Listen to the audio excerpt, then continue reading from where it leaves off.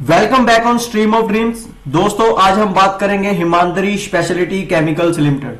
आइए देखते हैं कंपनी क्या करती है, कंपनी के फंडामेंटल्स क्या कहते हैं और कंपनी का टेक्निकल एनालिसिस यानी कि कैंडलस्टिक चार्ट पैटर्न क्या दर्शाता है। इससे पहले कि हम कंपनी के बिजनेस मॉडल के बारे में स्टडी करें, उससे पहले हम आपको एक डिस्क्लेमर देना चाहते हैं। हम सेबी रजिस्टर्ड नहीं है दोस्तों। कृपया निवेश करने से पहले अपने फाइनेंशियल एडवाइजर की सलाह जरूर ले लें। चलिए देखते हैं कंपनी की वेबसाइट पे कौन कौन से ये प्रोडक्ट बनाती है। बेसिकली ये एक वाइड रेंज ऑफ प्रोडक्ट्स बनाती है जो कि कार्बन के रिलेटेड होते हैं, जिनका इस्तेमाल लियोन बैटरीज में किया जाता है।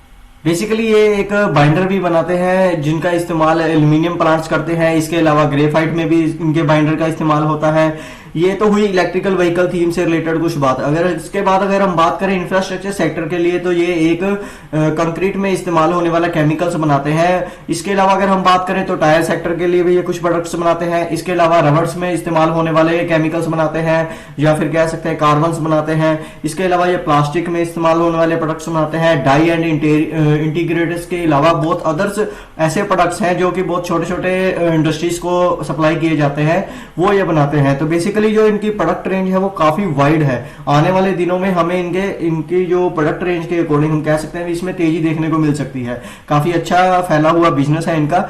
इसके बाद अगर हम बात करें इनके जो फंडामेंटल्स के बारे में, क्योंकि ये तो हुए बिजनेस मॉडल के, अगर कंपनी के जो फंडामेंटल ही अच्छे नहीं होंगे तो उसमें निवेश करने का क्या फायदा दोस्तों। चलिए बात करते हैं मार्केट कैप की। तो मार्केट कैप देख लेते हैं। तो 2484 करोड़ के आसपास कंपनी का मार्केट कैप है।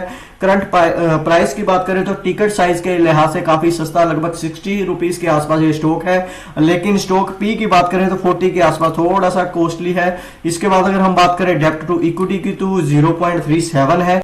चलिए देखते हैं कंपनी के कौन कौन से ऐसे जो अगर हम बात करें क्लाइंट्स हैं, जो मेजर क्लाइंट्स हैं बेसिकली वो है वेदांता, हिंडाल्को, बाल्को, नाल्को, अगर graphite India, MRF, Apollo tyre, CEAT, Pidilite जैसे बहुत सारे ऐसे दिग्गज ब्रांड हैं जो इनके साथ जुड़े हुए हैं। चलिए देखते हैं कंपनी के फंडामेंटल्स क्या कहते हैं।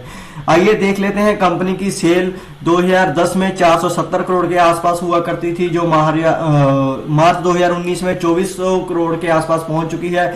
लेकिन कोविड का इंपैक्ट यहां पर देखने को मिल रहा है। इसके बाद अगर हम बात कर लेते हैं इनके ऑपरेटिंग प्रॉफिट मार्जिन्स की, जो 39 के हुआ करते थे किसी समय पर, वो अब रिड्यूस होकर 23% के हो चुके हैं। उसका जो मेन रीजन है दोस्तों, हम एक्सपेंसेस में जाकर देख लेते हैं। मटेरियल कॉस्ट तब 48% के आसपास हुआ करती थी, जब इनके जो ऑपरेटिंग प्रॉफिट मार्जिन है वो 39% के हुआ करते थे। लेकिन जैसे जैसे ये मटेरियल कॉस्ट इंक्रीज हुई तो इनके ऑपरेटिंग प्रॉफिट मार्जिन काफी रिड्यूस हुए। इसके बाद जैसे ही इन्होंने अपने मटेरियल कॉस्ट अगर हम बात करें जो रिड्यूस हुए हैं, तो उनकी वजह से इनके ऑपरेटिंग प्रॉफिट मार्जिन में सुधार देखने को मिल रहा है। ऑपरेटिंग प्रॉफिट मार्जिन्स के बाद अगर हम बात करें तो रिजर्व की बात कर लेते हैं दोस्तों। तो रिजर्व की बात करें तो बेसिकली जो रिजर्व इनके बोरिंग के लगभग आधे हुआ करते थे 2012 और 13 के मुकाबले, वो लगभग 855 करोड़ के जो इनके रिजर्व थे, वो जो इनकी बोरिंग थी वो लगभग 1000 करोड़ के आसपास हुआ करती थी। लेकिन अब जो इनकी कहानी है वो एकदम से पलट चुकी है दोस्तों। जो रिजर्व है उनके मुकाबले जो डेप्ट है वो काफी कम है, लगभग आधे के बराबर इनका डेप्ट है। अगर हम बात कर लेते हैं रिजर्व की तो वो 1751 करोड़ के इनके रिजर्व है। उनके मुकाबले जो इनकी बोरिंग है या फिर डेप्ट है वो लगभग 720 करोड़ के आसपास है। तो काफी कम किया है इन्होंने अपना डेप्ट। तो अब बात कर लेते हैं कंपनी के शेयर होल्डिंग के बारे में। तो प्रमोटर के पास कंपनी के लगभग 45% की होल्डिंग है और इनमें कोई भी शेयर प्लेज नहीं है। इसके बाद अगर हम बात कर लेते हैं तो पब्लिक की तो 53% की होल्डिंग है। अगर हम बात करें एफआईएस की तो 1.2 है। इसके अलावा डीआईएस की बात करें तो 2.36 है।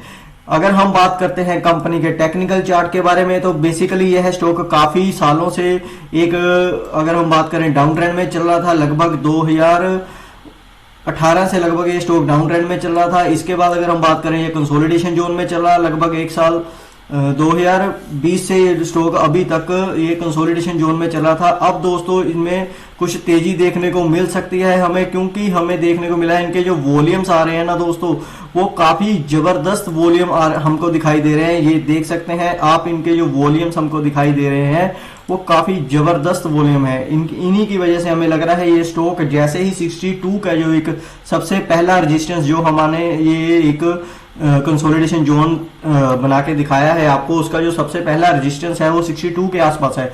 जैसे ही इसके ऊपर कुछ दिन ये स्टॉक सस्टेन करता है तो जो सबसे पहला टारगेट होगा वो लगभग 75 रुपीज के आसपास होगा। जो दूसरा टारगेट होगा तो वो होगा लगभग 89 से लेके 100 रुपीज के आसपास होगा।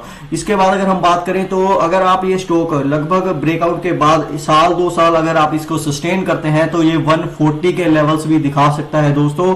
लेकिन हम सेबी रजिस्टर्ड नहीं है, कृपया निवेश करने से पहले अपने फाइनेंशियल एडवाइजर की सलाह जरूर ले लें। और इसी चैनल पे हम दोस्तों हर रोज रात को 9 से लेके 9:30 के बीच में हम लाइव होते हैं दोस्तों। तो उसके बीच में अगर आपकी कोई भी क्वेरी है तो आप उसके लाइव बॉक्स में कमेंट बॉक्स में डाल सकते हैं। हम उसका उसी टाइम पे टेक्निकल एनालिसिस के द्वारा जो भी व्यू होगा हमारा वो आपको देने की कोशिश करेंगे। तो आज की वीडियो में इतना ही दोस्तों, जल्द हाजिर होंगे नई वीडियो के साथ। धन्यवाद।